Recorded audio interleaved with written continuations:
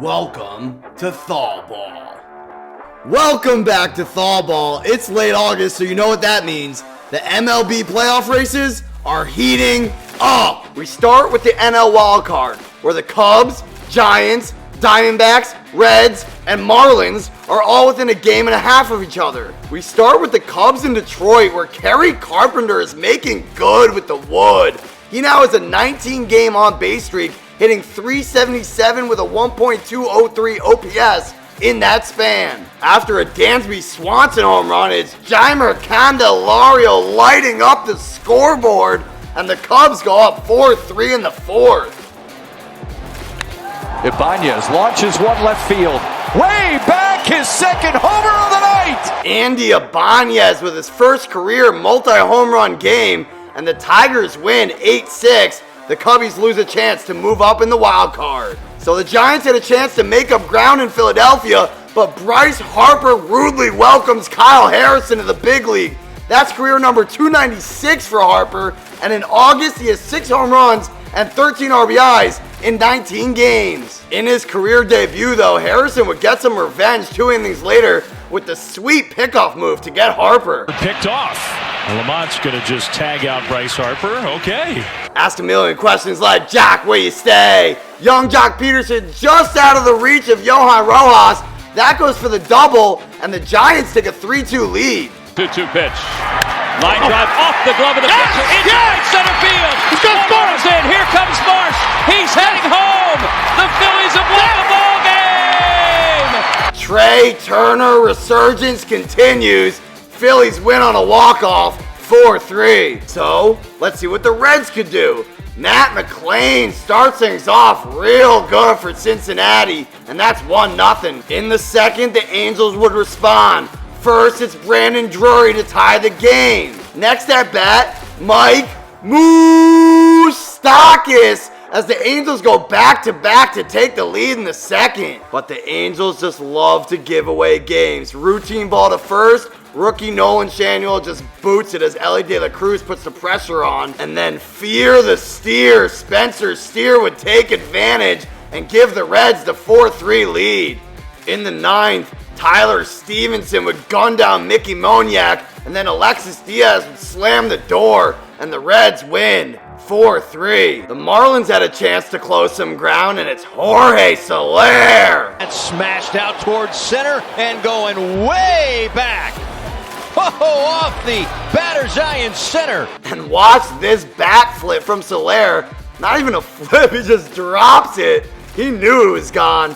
Jesus Luzardo went 6 scoreless with 7 Ks, and the Marlins win. So the D-backs had a chance to move back into the second wildcard spot, and it was the hero from last night, Tommy Pham, with the perfectly placed bloop single to give the Diamondbacks a 4-0 lead. Couple sac flies later, and it was 6-1. And the Diamondbacks, after losing the first 9 games in August, have now won 9 of 11. Meanwhile, the Rangers have now lost 6 in a row, and their AL West lead is down to a half game over the Astros and 1 over the Mariners. And those Mariners are streaking as they've won 7 in a row to pass the Blue Jays and are within a half game of the Astros. No Julio Rodriguez?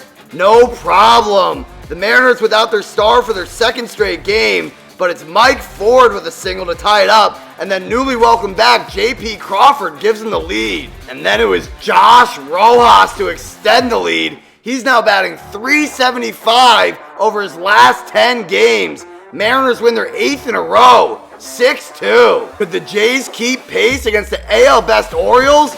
Dalton Varsho thinks so, as he gives him the lead, 2-1. The O's weren't done though. Rookie Jordan Westburg getting his jump man on, ties the game at 3 with this double down the line. Oh my God, what a play by Bo Bichette to keep the score tied. Instead, he's going to swing away and hit it to right center field and gone.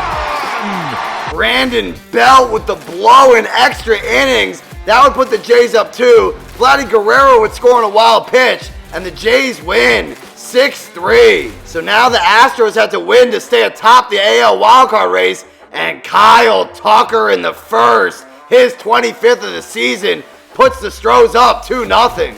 And that's all the support that Justin Verlander would need.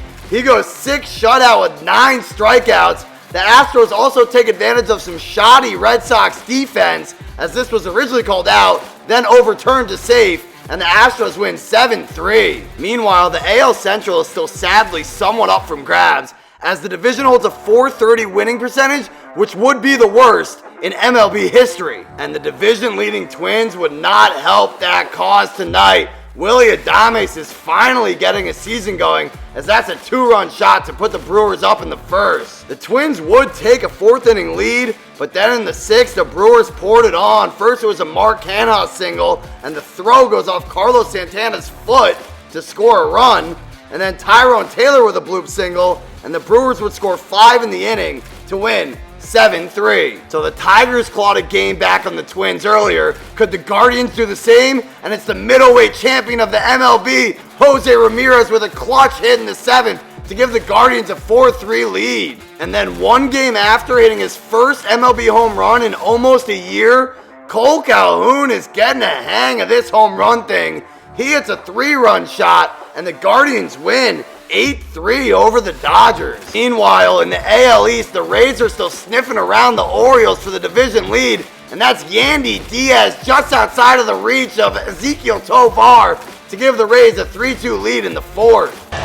Yandy ground ball base hit through the hole into left. Basabe scores, and the Rays take the lead 5-4. After Yandy gives them the lead again, hey baby, Aslivas Basabe with his first career home run, and it is grand. The grand slam by Basabe, and the Rays triple up the Rockies 12-4. Staying in the AL East, but with a team that is nowhere near playoff contention, the Yankees have lost 8 in a row, and C.J. Abrams makes sure it's 9 losses in a row for the Yankees, something that hasn't happened since 1982.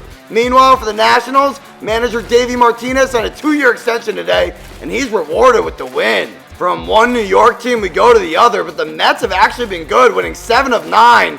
But that's Eddie Rosario with his 2nd home run in the last 3 games to give the Braves the 2-0 lead in the 2nd. This ball is hit high and deep. Did he get enough of it? Yes!